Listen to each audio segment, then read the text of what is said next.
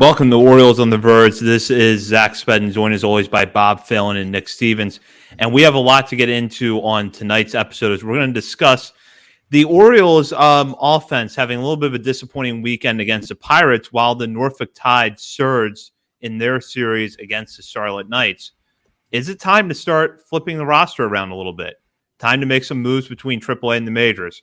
Later on this week, we're going to take a look at the full season minor league affiliates, Bowie, Delmarva, and Aberdeen, and how their first weekends went. And we're going to take questions from listeners. But first, as we like to do at the start of every episode, we want to welcome a new member of our Patreon community. And with that, I will turn it over to Bob. Yeah, absolutely. Love seeing the new signups at the beginning of the year. It makes me get even more excited about the season because that just means more people are excited with us. Thank you, Sumya Adhikari, for becoming a patron for a year up front. Really appreciate it. I hope you enjoyed the content.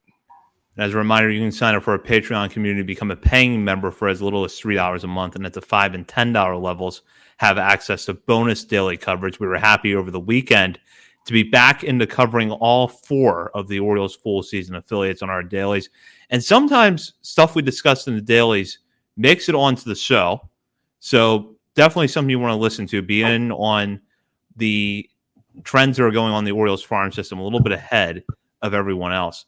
Now into the main topic for this episode, which is the Orioles offense not really showing up in a disappointing weekend series at Pittsburgh. Things started off good with a 5-2 win on Friday, but then the Orioles would lose a 5-4 contest in extra innings on Saturday before being defeated 3-2 on Sunday. Sunday's game ended in walk-off fashion with Yennier Cano being charged with the blown save. And while it did spoil a good outing from Dean Kramer, and Cano ultimately is the one charged with the loss, the Orioles offense deserves a lot of blame for the way that game turned out, collecting just 6 hits with 2 runs scored after kind of an up and down performance on Saturday. Meanwhile, down at the AAA level, the Norfolk Tides just destroyed the Charlotte Knights in a 6-game series. There were a few close ones in there, but just to rattle off some of the scores for you. Tuesday night, they defeated Charlotte 10-6, followed it up with a 26, you heard that right, 26-11 win over Charlotte, then a 9-8 victory, an 11-10 victory, a 13-1 win before dropping the Sunday finale by a final of 6-2. And Norfolk's lineup is getting contributions from the players that you would expect to be producing well right now. Jackson Holliday, Connor Norby, Kobe Mayo, Kyle Stowers, Heston Kjerstad, among others. Peyton Burdick has performed pretty well to this point. So when you look at that and you look at the Orioles offense struggling right now, it starts to become more tempting to flip those guys around. And a friend of the show, John Mioli, wrote a very good article about this in the Baltimore Banner on Monday morning. If you have not checked it out yet, I definitely would encourage you to do so, because there's a good analysis of the Orioles' problems and what has been going on at Norfolk. And with that, I'm going to go to Nick now. And Nick, first of all, welcome back. But as you look at the Orioles' recent struggles at the plate and the Tides lineup booming the way that it has, is it becoming a lot more tempting to you to start bringing players up from AAA to try to supplement some of these problems in the majors? Yes. There's one player in particular down there in Norfolk that I think at this point should be on the Major League roster. But I guess I'll start with this. I'll start with a more positive take here instead of just diving in right now and being like, call this guy up right now. This isn't working anymore. I will say this, just generally speaking about this team at the Major League level first, that I think some of the issues like this team can't hit left-handed pitching, this lineup needs a complete overhaul, we've got to dump this guy, we've got to dump that guy. I think it's a little much 2 weeks into the year. And I think this was just this first week or so, especially this past weekend, or really these last 2 series, I think it was just a really unfortunate combination of some of the right-handed bats not firing on all cylinders or many cylinders or any cylinder at all to begin the year, and just this whirlwind of left-handed pitchers that the Orioles faced. I know they weren't quality lefters outside of Cole Reagans, who is a monster in the best possible way, But I feel like it's just been a lot of unfortunate timing. And we're talking about a small sample size, and everybody's super jacked up and ready for this season. And it's World Series, aspirations for this team and for the fan base. And opening day was so amazing, kind of rocking Sandoval there, a lefty. And then the team just kind of gone flat outside of like Mountcastle's performing well, obviously. Adley's performing well. Gunnar, Ryan O'Hearn's got a couple of good at bats as well. But guys like that you really need to step up, like Ramon Arias, Austin Hayes, they're just not showing up at all, really. And so I think it's just been unfortunate timing. So, like, there is one guy, like I mentioned, that I do want up on this Major League roster right now, but I'm not going to be too mad, honestly, at this point. The Orioles still have a winning record. I feel even more confident about this team when I look at the rest of the American League after watching some baseball for the first 2 weeks or so.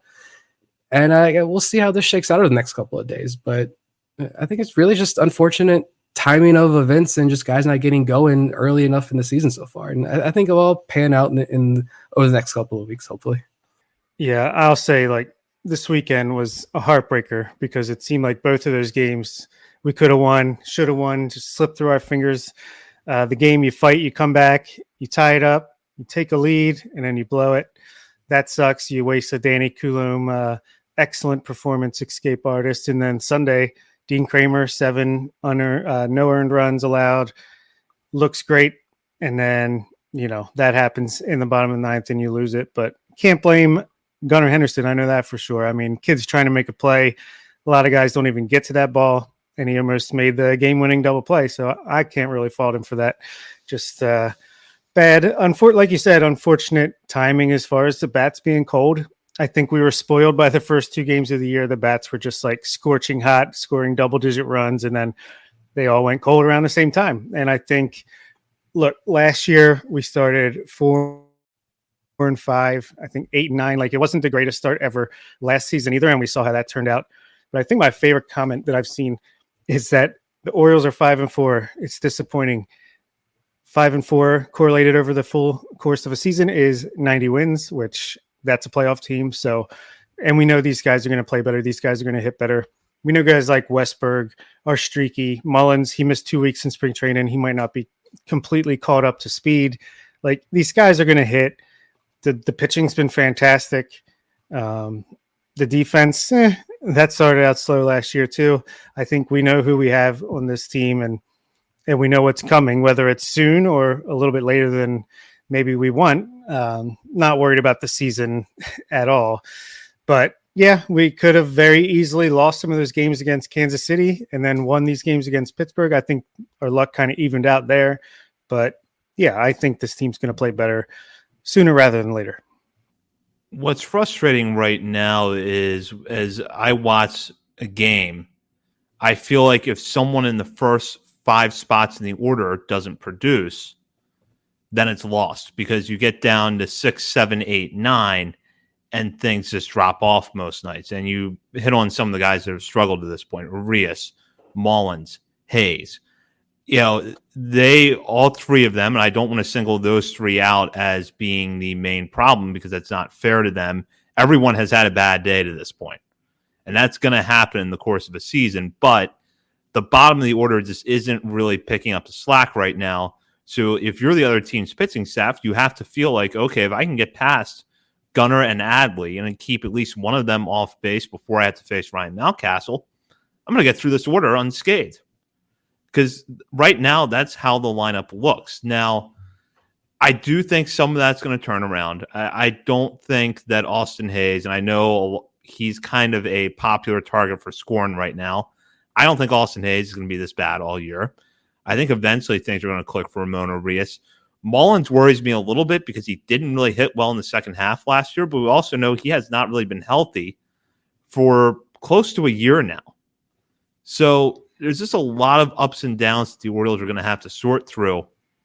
One positive sign I will say, though, I really like the way the Colton Cowser looks. He's taking really good at bats. He's making hard contact. The home run power isn't there yet, but it's eventually going to come around in some form. So I really like the way Cowser is playing. And I think in the short term, you could take advantage of the fact that now the Orioles are moving into a part of the schedule where they're going to be facing largely right-handed pitchers to give Cowser more at-bats. That's what I hope happens when they head to Boston this week. Yeah, absolutely. I've been very encouraged by what we've seen from Cowser so far. Looks much more like the prospect we have been watching coming up through the system the past few years. Looks confident, more aggressive in the zone early in counts, making the plays in left field and at Camden Yards when we were playing there against Kansas City. I think he made some really nice plays that Hayes might have made, but they might have been made to look a little more difficult than Cowser did. Yeah, he's firing on all cylinders. And the weird thing about the offense is that these are a bunch of guys that at least last year, and we know guys like Adley, Gunnar, I don't know, Santander was even getting better at being patient, having long at bats, really working the pitcher, drawing the walks. Well, the walk rate's only 6.7% as a team, and they're not really doing that. They're being really aggressive. And they're not striking out that much either. The strikeout rate as a team is only 19.6, which is, I think, lower than last year. But they've hit the ball hard, right at people a lot. You know, a little bit of luck there as well. But I think they need to get back into, and that's what happened when we did score those double-digit runs in the first 2 games of the year. I felt like they were really working the pitchers. Like the first inning of the first game, Sandoval was you let him walk the bases loaded, and then you take advantage. So I think that it's more of an approach thing right now, and I don't know if your approach can go through slumps, but that's what it feels like for the most part is happening right now. I will say Austin Hayes, look, he will be better than he is right now, but he looks like he's aged 5 years since 2023 season ended. He doesn't look as athletic or as strong. Looks like he's pulling a wagon behind him when he's running and hitting everything on the ground. I think he only has 2 hard hit balls or balls over 100 miles per hour all season. I do think he'll be better, but man, the way Cowser's starting out, I'm like, man, I want to see so much more Cowser. Like you said, all these right-handers coming up, he better be in the lineup at least like 50% of the time. Yeah. I mean, didn't he just have a second kid? So he's got 2 kids. I mean, we got multiple kids. I've aged probably more than that. I was going to say, to be fair to Austin there, yeah, if there is one guy that I am frustrated with, it's Austin Hayes. It's just because Cowser has looked so good. But yeah, and you look some of these two, like I'm just nitpicking these stats here, just cherry picking these stats, but like BABIP, Gunnar Henderson's got a 200 BABIP, Westbrook's 208, Mullins is 111, Hayes is 105, Ramon Arias is 067. So like if they're hitting the ball hard, which I want to say I saw a tweet about this earlier today, like the Orioles are hitting the ball hard. They're up there among the league leaders in hard hit rates, and they have one of the lowest BABIPs in the league. So hopefully it's just a little bit of bad luck that's going to turn around. Like I'm looking at my fantasy teams where I just went crazy on elite hitters early in these drafts, and they're not doing well. Like this, it's not just an Orioles problem. A lot of these top hitters just aren't connecting right now. I'll give it some time, but you know, I will say, like I preface there, if we want to get this back to Norfolk and what these guys down there are doing, when I look at this roster, I do. It's Jackson Holiday. We just want to talk about Jackson Holiday for a little bit. Like, he wasn't on the opening day roster. It happened. The season started. The decision was made. You look back and it's justifiable, right? The onslaught of lefties this team is facing. He doesn't have the experience. He didn't play a ton, very much at all, second base late last season. It's obvious he's going to play primarily second base when he comes up. So you want to get him some reps, have the time considerations and all that as well. I'm sure that might be at play for a little bit. Is whatever it is, it's justifiable reasons, I think, to hold him down for a little bit. It's fine. Not going to fight that anymore. But at this point, after watching Holiday these 2 weeks in Norfolk, what's he doing? Let me pull it up here. I jot it down. I think he's walked 11 times. Yeah, he's just versus lefties as well. He's only 3 for 7. Again, I feel like we should these next like 2-3 weeks, just caveat at the front. Everything we're talking about is small sample size. We got that. But he's 3 for 7 against lefties with a double, a home run, no walks, no strikeouts. 429 average, 1375 OPS. And we want to make a big deal about his defense. Yeah, the defense didn't look great opening night for Norfolk. You got 1 or 2 workouts at Harbor Park before the season starts. You've been in Sarasota the last couple of months. You're adjusting to colder weather, playing under the lights at a minor league ballpark in the colder temperatures, new field that you got. I know they were there last year, but they're trying to adjust back to Harbor Park. It looked a little iffy opening night and maybe the second night. But like you talk about John Muley's article, pull out this quote right here when there's a lot of great quotes in this article about an opposing scout that was there that watched a lot of these games against Charlotte. He also noted, the scout noted that Holiday didn't put a foot wrong at second base, positing he'd be at least a plus defender there with the potential to play the position well immediately. I agree. Like I'm no scout, I'm no expert. I've watched every inning of this Norfolk Tide season so far, and yeah, I think he's at at least 2 throwing errors. I'd say at least one of them, if Kerstad's not playing first base and it's Mountcastle or a more seasoned first baseman, I'll be nice to Kerstad there because he's knocking the crap out of the ball. A more seasoned first base gets those picks, I think, on at least one of them, if not both of them that I recall. Not to completely like take all the blame away from Holiday. You got to make the better throw. Like you got to do that first and foremost. He does get some of that blame, but a more seasoned, better first baseman makes some of those picks. Other than that, he's made some diving plays. He's making the routine plays. Like it's very easy to replace somebody like a Tony Kemp or somebody on this roster and put Holiday on there and put him in this lineup, and he will be a major contributor. So that's the only thing that I'm starting to be like, I can be patient. I can wait for this team to start to click. I'm not concerned at all about the long-term outlook of this team, at least this year is concerned.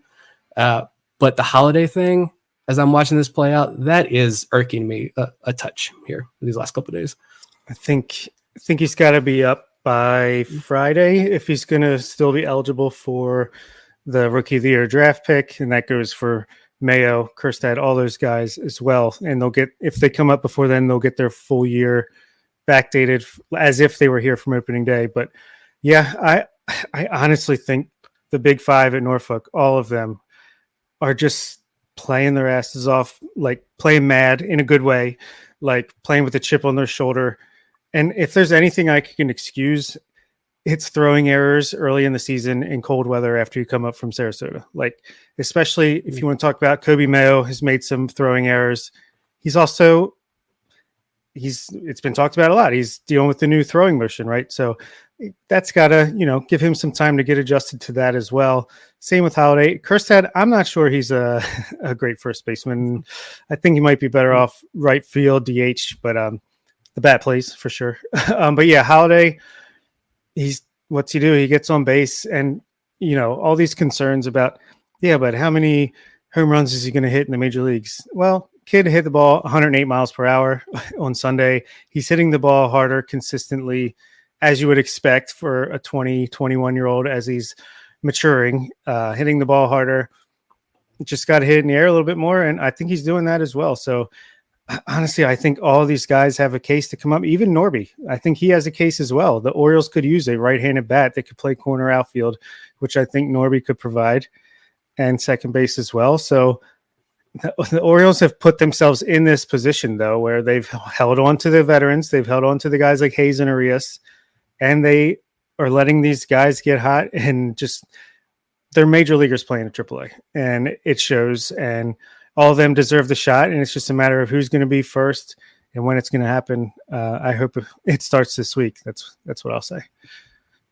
Yeah, and it reminds me of a quote here from John's article that I wanted to pull out. And I know sometimes with our listeners, when they read an article that has an anonymous scout quoted in it, they kind of want to toss it aside like that's one person's opinion. Well, people have been doing that kind of writing for years, and John, I think, in this article shows you exactly how you should do it, which is to kind of dig a little bit deeper into things we already know. And the scout, quoting here directly, the Charlotte ballpark is a bandbox. Everybody hits well there. Pitchers don't pitch well there, but there's more than that. Chicago's pitching, now as a reminder, the Knights are a AAA affiliate of Chicago White Sox. Chicago's pitching is bad at the big leagues, so AAA is brutal. To put it bluntly, Charlotte is just bad, and Norfolk is just a bunch of guys that are major league ready. That is absolutely true. Norfolk's lineup right now, most of those players are major league ready. Holiday is major league ready. I think Norby and Mayo are major league ready. Kerstad and Stowers have been in the majors already. So that's, I think, where some fans are feeling the frustration right now. As you look at the players who aren't hitting, the ones who are hitting now or aren't hitting at the major leagues, and the ones who are hitting at AAA, and you feel like you can easily switch them around. I do agree that if you're going to look at which player can have the biggest impact up front, it's going to be Holiday, because he would take the roster spot that right now belongs to Tony Kemp. And the only thing that Kemp does that Holiday maybe doesn't do that well is stolen bases. But if you're not getting on base, what does that matter? He's pretty good at coming up with high fives and stuff on the bench and raising team spirit. Yeah. I mean, I get the Tony Kemp thing. I get having that glue guy, the veteran, whatever it may be, especially early on in the year, like the 26th guy, right? You're not concerned about getting him any at bats. Like if Tony Kemp doesn't play for 4 days in a row, no one's going to notice. People are probably going to be thankful. But if Jackson Holiday's on the roster and he's not playing 2 nights in a row, people are going to freak out and ask why Jackson Holiday isn't playing. Look at Colton Cowser right now. It's like, I get it. It's just, it's frustrating because I know the service time stuff is there. I know that will help. But at the same time, it's just frustrating because there is some dead weight on this major league roster that the Orioles can move on from. And they have guys, and it's not just like, oh, Holiday's a top prospect. He's totally ready. Everyone knows Jackson Holiday is ready, and everyone knows that Jackson Holiday, the defensive talk, I'm so sick and tired of hearing about people talk about Jackson Holiday's defense already. 2 weeks into the year, and we're already at that point. All he needs to do is be an average second baseman right now. That's it, because the bat is going to play. And he's batting leadoff for Norfolk, and last week against Chicago, 5 of the 6 games, he led off by getting on base, either via walk or a hit. He's not going to be the leadoff hitter in Baltimore when he comes up, but still, like, that's what he's doing. Yeah, Charlotte wasn't good. I know one of the games was Chad Kuhl was a starter. Like, that's a veteran there, and Holiday got a hit off of him. They're not elite pitchers, but still, it's like Zach read off the quote. I think it's pretty accurate. Yeah, you take these numbers with a grain of salt, but these guys are, especially those top 5 guys, they're major league quality bats doing exactly what they need to do. They pounded an inferior opponent into the ground this past week. That's what you want to see these guys do. It's just, and you talk about Norby. I feel like we're going to talk about, there's questions about Norby that we're going to get to later on, but I will bring this up. I know Zach noted here on the timeline. I dug a little bit more research on the Norby and the exit velos and how hard he's hitting it. Let's talk about Norby first. I can just add more fuel to this fire of where you're going to play Connor Norby. He's putting up unbelievable numbers as well. He's got 4 home runs to begin the year in 7-8 games. So on the data sheet that we got a hold of last year, Connor Norby had an average exit velo of 86.5 miles per hour. It's not my favorite average exit velo, but it's what we got. Average exit velo of 86.5. His average exit velo right now, up to this point, is 90.7 miles per hour in Norfolk. Now, the 86.5 average exit velo last year and his 90th percentile EV numbers were on par with Terran Vavra. They were like almost identical to Terran Vavra, to give you like a little bit of context on how hard Connor Norby was hitting the ball. Not very. So he's up over 4 miles per hour in average exit velo right now.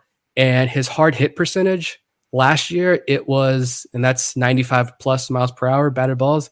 His hard hit percentage was 30% last year in AAA. He's at 40% right now through the first 2 weeks of the year. So even Norby is knocking the crap out of the ball, trying to prove it. And we know that he had some minor swing adjustments. I think that was another Mioli article or somewhere that he's made some kind of swing adjustment. I don't know if it's major or minor, but hey, seems to be paying off in some serious ways so far. And another one of my favorite quotes from that article was that Heston Kjerstad is taking some of the most comfortable at bats that this scout has ever seen in his entire life, which, yeah, it does make sense. He's just crushing the ball. I'm calling him the barrel king from now on. Like he doesn't have the elite exit velocities of a Kobe Mayo, but he hits the ball at the right angle and he hits it hard enough and ball goes flying. And I'll say this too about all these guys. Excuse me.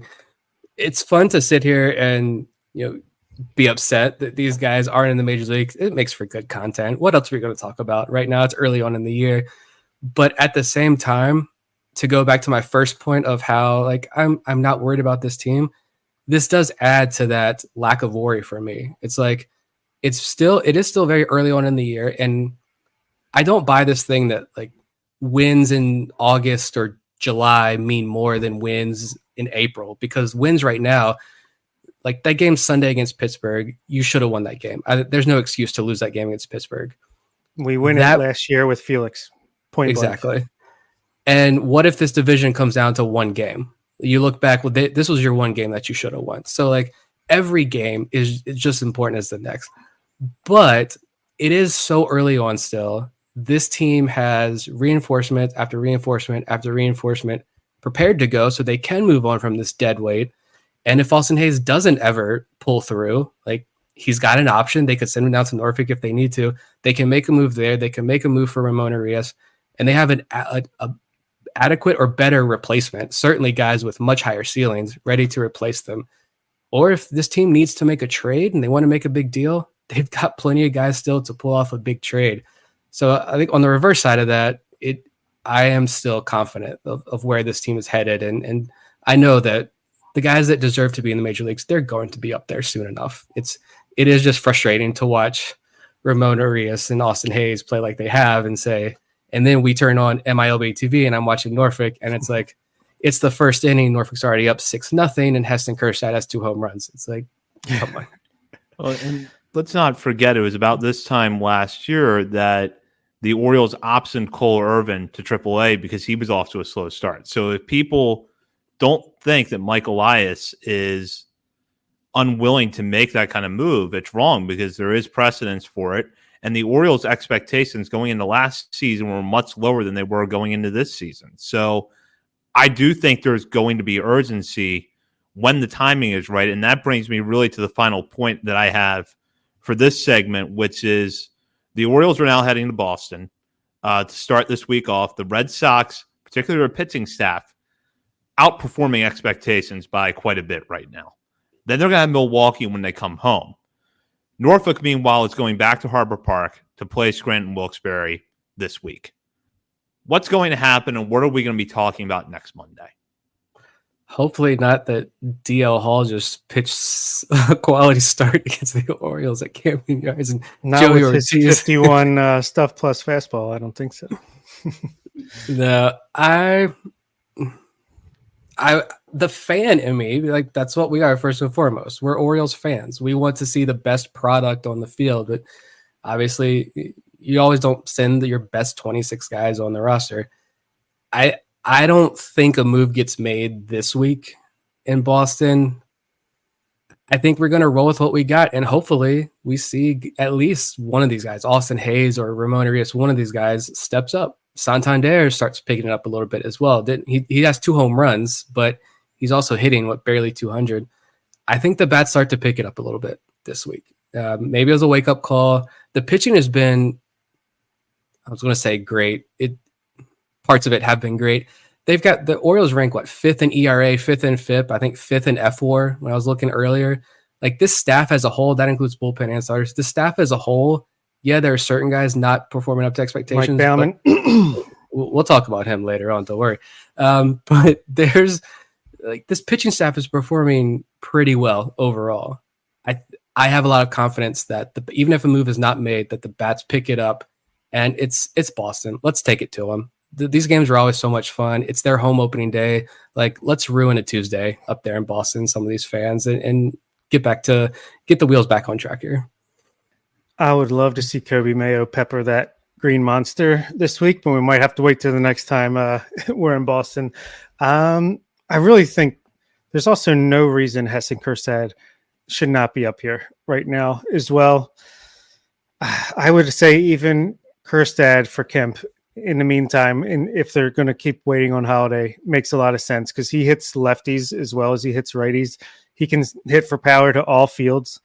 I think he would be a great addition. I don't know. I think we're probably talking about when are the Orioles going to bring someone up this time next week. But hopefully it's coming off of a better week than a 3 for 3. 3-3. Absolutely. And in our next episode, we're going to break down the opening weekends for the Bowie Bay Sox, Aberdeen Ironbirds, and Delmarva Shorebirds. You're not going to want to miss that. In the meantime, you can check us out on our many social media channels. We're over at Facebook, Instagram, Threads, X, TikTok, and YouTube. And while you're browsing the internet, be sure to become a patron if you're not one already, or subscribe to our Substack where you can get articles from Bob, Nick, and I throughout the season. We also have our Discord community, which is very active, and I encourage you to join that as well. For Bob Phelan and Nick Stevens, this is Zach Spedden. You've been listening to Orioles on the Verge, part of the Believe Podcast Network.